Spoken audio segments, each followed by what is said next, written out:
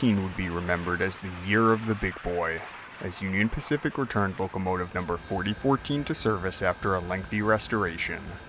The inaugural trip was the Great Race to Ogden, to celebrate the 150th anniversary of the completion of the Transcontinental Railroad. Year of the Big Boy Volume 1 has full coverage of the historic doubleheader with 484 number 844 on both the westbound trip to Ogden and the eastbound run back to Cheyenne.